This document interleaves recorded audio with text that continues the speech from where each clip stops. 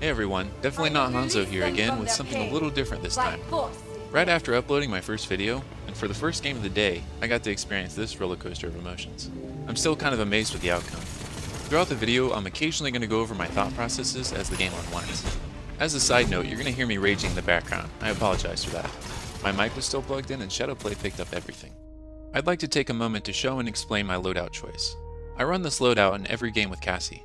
It's very versatile due to the combination of sustain and mobility. I'll explain from left to right. The quintessential part of this build is the 4-second reduction on dodge roll. If I land my first shot after rolling, I can now roll again 2 seconds later. Next, we got 300 healing over 3 seconds for each target hit. This is extremely powerful due to the sheer tankiness and sustain it gives when facing overwhelming odds. Say I become surrounded by 4 opponents, but I land my blast shot in all of them. This gives me 1200 additional health if I don't get bursted within 3 seconds, giving me 3300 effective health in total, practically a tank. Next we've got 20% movement speed for 1.5 seconds after rolling. If I'm chain tumbling, which I ought to be, I'll have a near permanent movement speed buff. Increased range on dodge roll helps me get out of sticky situations, much better than CC reduction in my opinion. Lastly, lifesteal on first shot after tumble, again relying on chain tumbling. This card combination, for someone who can consistently land their first shot, is blatantly overpowered. With all of that out of the way, let's move on with the rest of the video. The battle is about to begin. I intentionally don't purchase anything until the last few seconds of a match. This is because in Paladins, unlike most MOBAs, you can see what your opponents purchase before the game starts.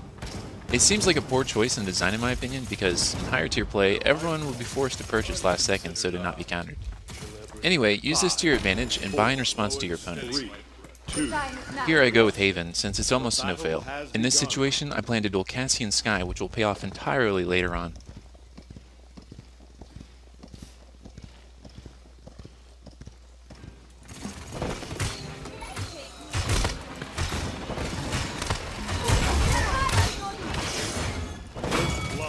We got an early pick on Cassie, which really sets the board for the rest of the kills. In MOBAs, the game is generally decided by having a numbers advantage. The moment we got that first kill, my mindset is to clean up anyone still remaining. Be patient.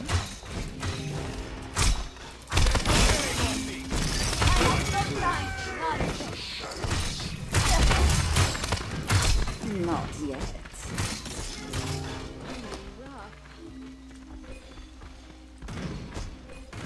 Thanks for the heal.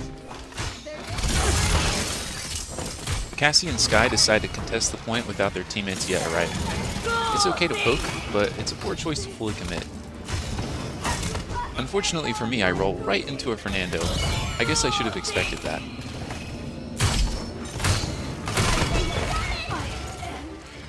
I purchased Life Rip here because it's such a close game. If I could, I would upgrade Haven straight to tier 3, but as a clutch purchase, I'd go for Sustain. Again, this will definitely pay off later.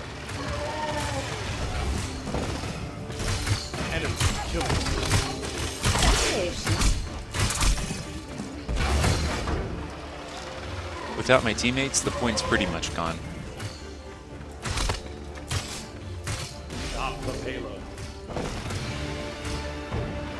At this point, I want to stall the objective as much as possible. I play Cassie like a flanker, so I'm sitting in the back line just poking away. The more annoying I am, the better. If I can get a kill, great. Otherwise, I want to draw their attention. Not yet.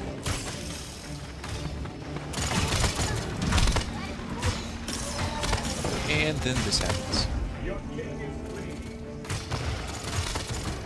Yeah, we're not going to talk about that.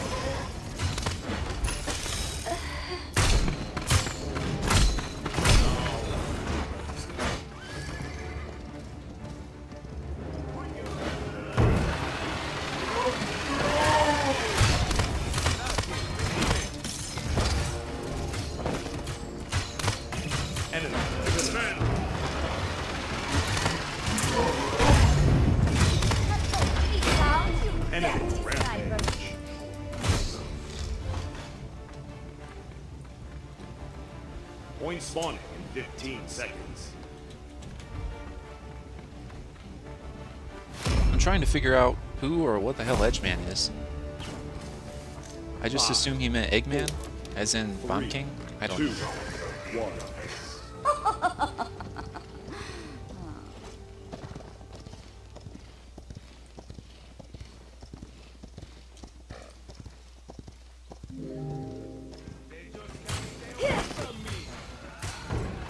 Time's ticking. Go, Zig!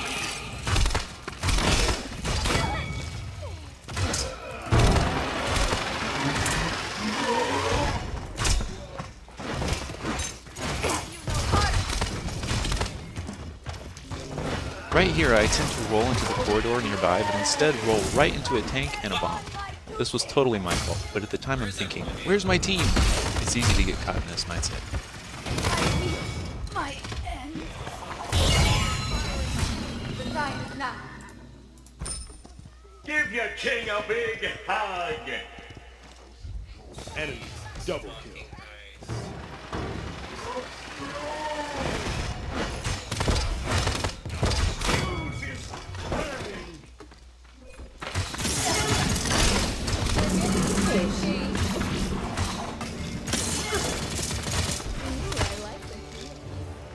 Not yet.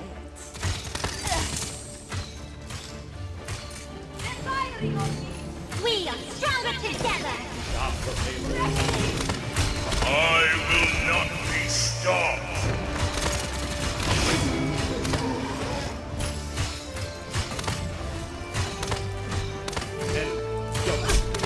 I don't need any help.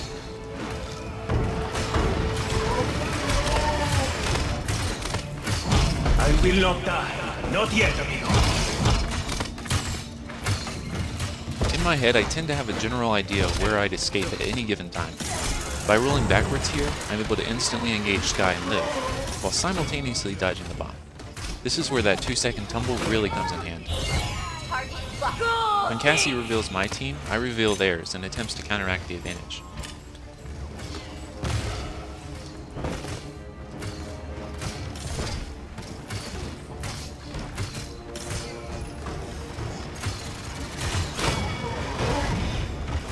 Now here's a more advanced tactic that would be hard to simulate in a random pub, but would be great for a coordinated 5-man. When you have one person left alive like this that has trouble escaping, let them live briefly. The longer we take to kill Fernando, the longer he has to wait to return full health with his team. The whole idea is to keep the numbers advantage on your side. Don't try this on someone like Sky though, she might just live. You might be wondering why I'm playing so forward here. My goal is to dismount some of them so they're forced to trickle in rather than as a group. It's at about this time that I realized we're probably facing a 5-man pre-main. All of them decide to use the left flank together. They may not be a pre-main, but at the least I respect the coordination.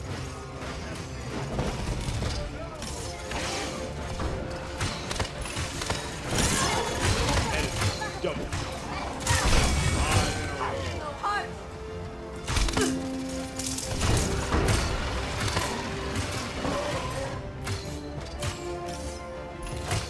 Things are looking pretty grim here. It's at about this time that I put on my tryhard pants to make something of it.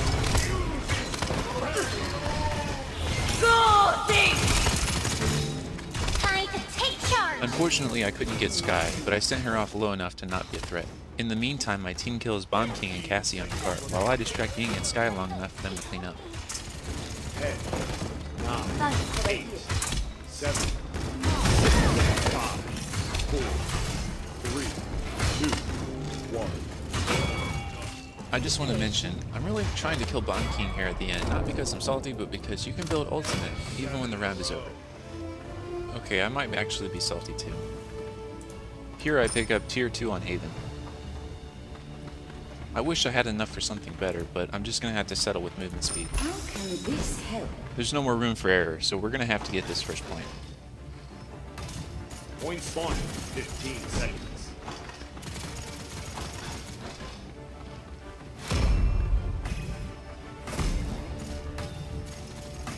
5, 4, 3, 2, 1. Think you can disarm me? Huh.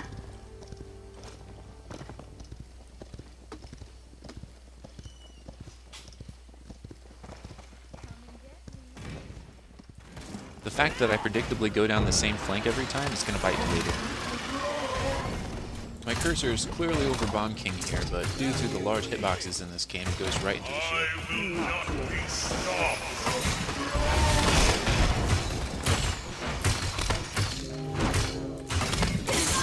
If you watched my last video, this part may seem reminiscent of when I talked about strafing and bunny hopping while dueling.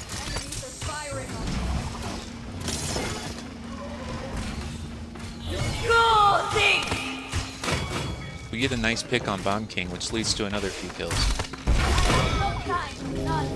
That's not a row. They're firing on me.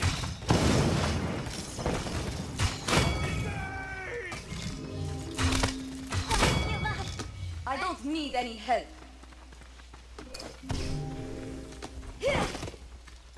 Funny enough, you'll see me pop a shot at Grumpy Bomb because I subconsciously confused it for Bomb King himself.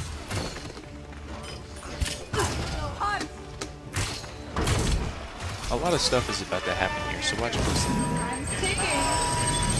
I'm able to get my tumbled shot off on Bomb King right as he explodes, which gives me 20% lifesteal from loadout and items, and allows me to tumble backwards again quickly. Every shot I hit during that fight was critically important. Lifesteal and damage negation saved me. At one point, my health reached 229, which is more than I had gained during the engagement. If I had been maxing out aggression instead, things would have gone horribly different. Thanks for the heal. Target blocked.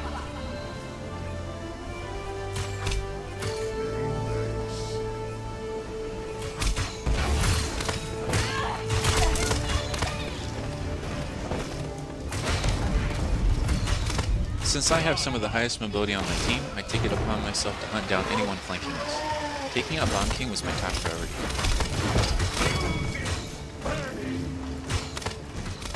Flank Fernando from behind if you can. I don't need any help.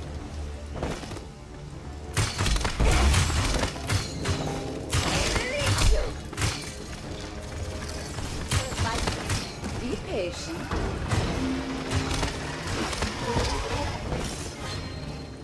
Go things! No. Here I try to be as annoying as possible.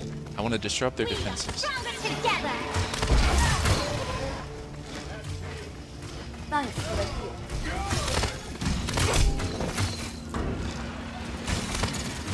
Skye played way too far out in the open, which got her killed.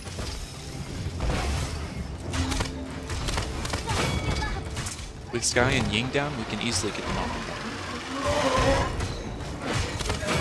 I will not die. I see a lot of Fernandos use their ultimate when they know they will die to stall the point anyway. I have to advise against this. The two better situations are 1. Back away and try to survive until more of your people respawn. Or 2. Accept the lost point. Save your ult for the next one. If he kept his ult instead, they might have won the game. Here I am though, the pot calling the kettle black, and I waste my ult at the last second.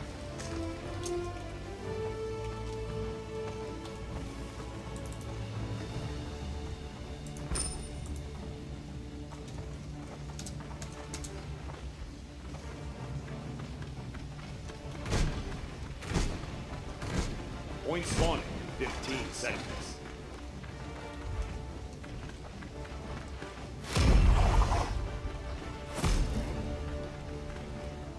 Five, 4, 3, 2, 1.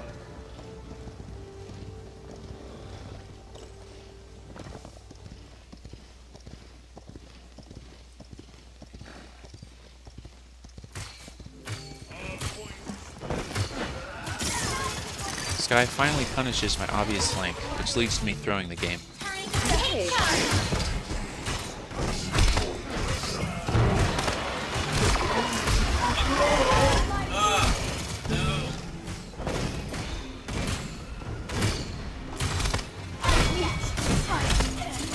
I'm beating myself up pretty hard here.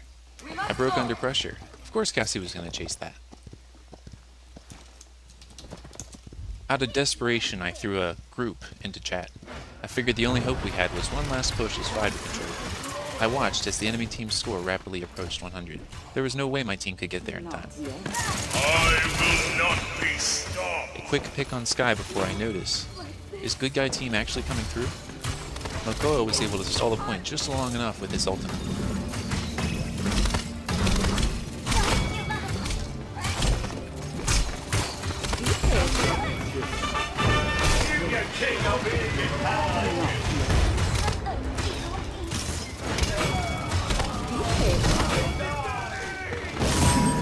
Just when I thought we were good, Skye takes out 2 of my teammates.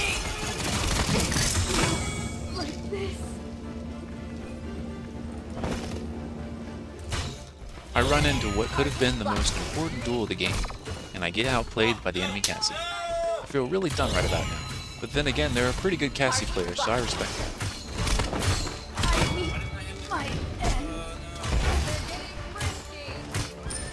Fortunately for us, Skye kills the enemy Cassie and Ying.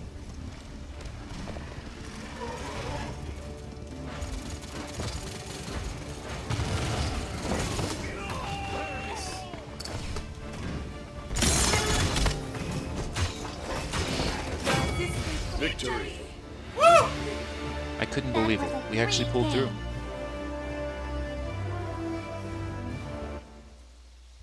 Editing this was a lot easier than my last video. If you like content like this, please let me know. I also really enjoy constructive feedback. Liking, subscribing, and or commenting are also good ways to let me know this. I frequent the Paladins subreddit as well, so you can probably catch me there too. Thanks for watching, and I hope this helped you in some way. Until next time.